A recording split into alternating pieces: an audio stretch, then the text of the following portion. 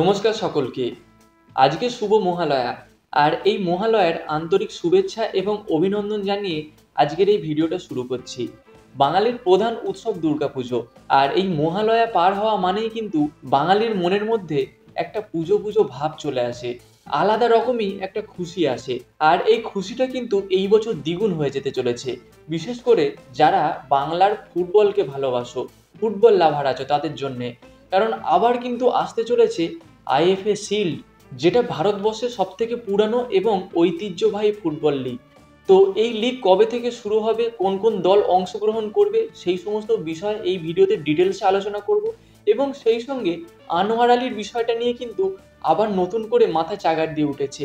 মোহনবাগান এবং ইস্টবেঙ্গলের মধ্যে আনোয়ার আলী যে ইস্যুটা হয়েছিল, সেই ইস্যুটা কিন্তু আবার নতুন করে দেখা যাচ্ছে। তো এই আনোয়ার আলীর বিষয়টাও কিন্তু এই ভিডিওতে আলোচনা করে নেব। তো বন্ধুরা, দারুণ একটা ইম্পর্টেন্ট টপিক হতে চলেছে। অবশ্যই তোমরা কিন্তু ভিডিওটা শেষ পর্যন্ত দেখবে এবং আমাদের চ্যানেলে প্রথমবারের জন্য এলে চ্যানেলটাকে সাবস্ক্রাইব করে তার পাশের বেল আইকনটাকে অন করে দেবে। আর যদি ফেসবুক থেকে দেখে থাকো তাহলে পেজটাকে ফলো করে দেবে। তো চলো ভিডিওর মেন টপিকে যাওয়া যাক। তো প্রথমে যদি আইএফএ শিল্ড নিয়ে কথা বলি, দেখো এই বছর আইএফএ শিল্ড হচ্ছে অক্টোবর মাসের 8 তারিখ থেকে শুরু হবে আইএফএ শিল্ড, যেখানে কিন্তু আমাদের 3টে ক্লাব বাংলা থেকে অংশগ্রহণ করছে। অবশ্যই তার মধ্যে আছে মোহনবাগান, ইস্টবেঙ্গল এবং মোহামেডান স্পোর্টিং। এবং সেই সঙ্গে যেটুকু খবর আছে, আই লিগ থেকে বাকি 3টে দল অংশগ্রহণ করবে। তার মধ্যে একজন হলো ডায়মন্ড হারবার এফসি, আর একটা দল হলো গোকুলাম কেরালা, এবং আর একটা দল যতদূর সম্ভব হতে চলেছে রিয়েল কাশ্মীর। এই 6টা দল নিয়ে কিন্তু হতে চলেছে এই বছর আইএফএ শিল্ড।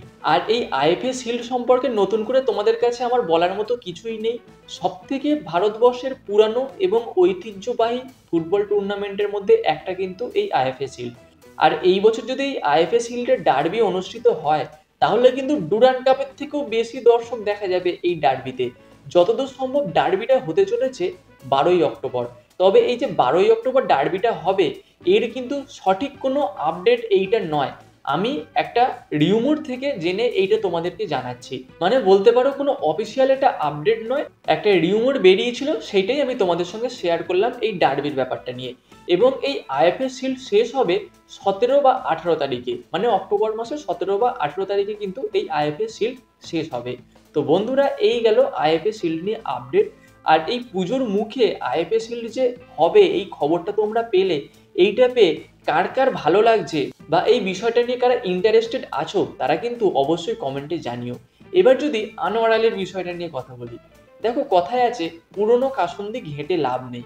কিন্তু কোথাও যেন মোহনবাগান ম্যানেজমেন্ট এই প্রবাদ বাক্যটাকে মানতে চায় না। বিগত 1.5 বছর আগে এই বিষয়টা ঢাকাচাপা পড়ে গিয়েছিল, যেখানে আনোয়ার আলী মোহনবাগান দল থেকে ইস্টবেঙ্গল দলে চলে গিয়েছিল। তো তার পেছনে অনেক কারণ ছিল। এআইএফএফ এরও নিয়ম কারণে কিছু ভুলভ্রান্তি ছিল, যে কারণে আনোয়ার আলী এই সুযোগটা পেয়েছিল, বা আনোয়ার আলীর যে এজেন্ট ছিল রঞ্জিত বাজাজ, সে এই সুযোগটা পেয়েছিল। আর ইস্টবেঙ্গলও আনোয়ার আলীর মতো প্লেয়ারকে লুফে নিয়েছিল। নো ডাউট এই মুহূর্তে আনোয়ার আলী ভারতবর্ষের অন্যতম সেরা একজন ডিফেন্ডার। তো যাই হোক, এই জায়গায় দাঁড়িয়ে মোহনবাগান ম্যানেজমেন্ট এই বিষয়টার একটা নিষ্পত্তি চায়। তো এই বিষয়টা নিয়ে কিন্তু চিঠি দিয়েছে এআইএফএফ কে, যে অনেক দিন তো হয়ে গেল, আনোয়ার আলীর ইস্যুটা কি হলো।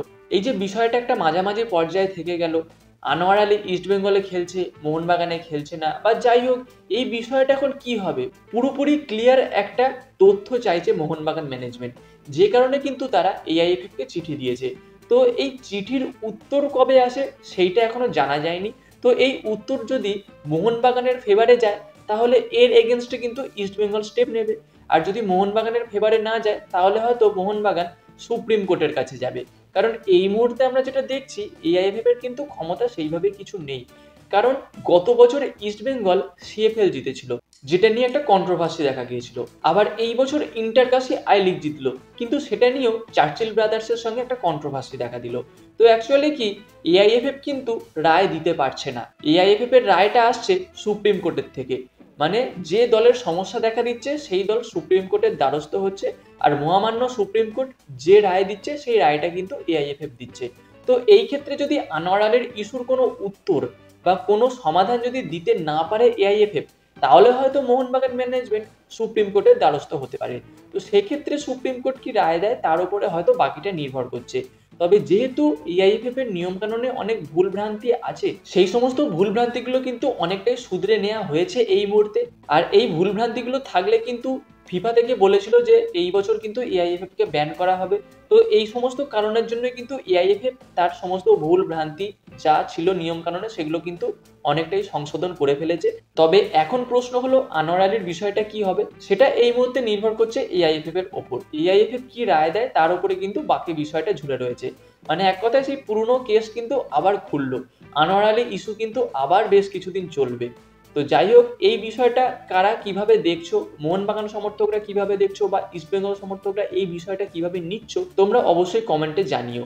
এবং খেলা সংক্রান্ত এইরকম ছোট বড় আরো আপডেট পেতে চাইলে আমাদের এই চ্যানেলটাকে সাবস্ক্রাইব করে তার পাশে বেল আইকনটাকে অন করে দিও। আর যদি ফেসবুক থেকে দেখে থাকো তাহলে পেজটাকে ফলো করে দিও। তো গাইস, দেখা হচ্ছে পরবর্তী ভিডিওতে। Bye bye.